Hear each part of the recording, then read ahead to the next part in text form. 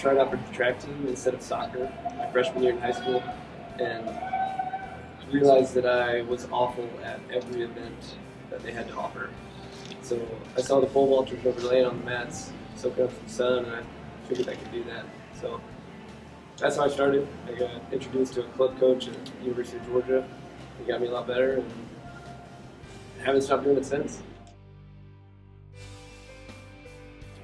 What I like to do is what my coach likes to do, and usually I jump twice a week.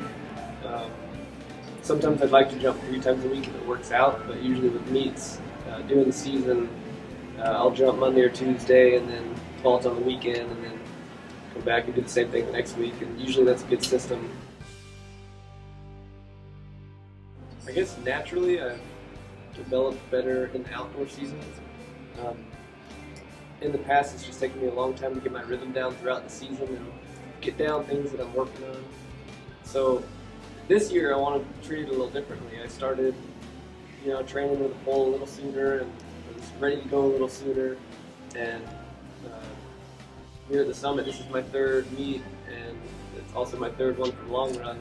So I feel like I'm really gearing up in the right direction and should have a more successful indoor season than I usually have, and hopefully carry that over into outdoor and be able to jump well in both. And I'm going to meet. I like to get on the runway the night before, the day before, and get a few jumps in, just a rhythm, get used to the runway if it's set up already. A few warm-up jumps. I don't really have a set number right now at this point in the season, but just whatever gets me to get my run down and get on the right pole to start the meet is when I end my warm-ups. It may be 3 jumps, it may be 6 jumps. When you're doing well, you're highly motivated. When you're not doing well, you don't want to do anything. I mean, the goal is to jump well first couple of meets and then just be ready. It's a snowball effect, but whenever you're in a rut, what gets me motivated is, thinking about my end goal for that season. A lot of people say they haven't PR'd in a month or 2 months, or they used to PR every meet and now they're not PRing or something. And it's like, you're gonna get to a point where you don't PR every time.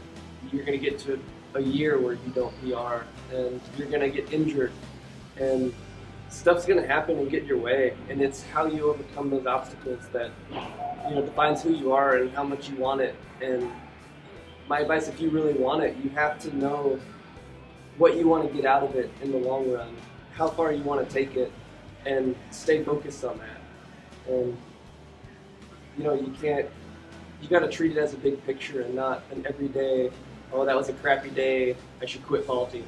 Or not. You got to treat it as, let's make the next day not as crappy, and make the next day a little less crappy. I mean, sometimes you just have to build back up, and when you're on a high, keep that momentum going. You jump well, do everything else just a little bit better because you want to, because you're doing well, you like it. And you just always have to learn how to adapt to every situation, whether you're doing well or not doing well.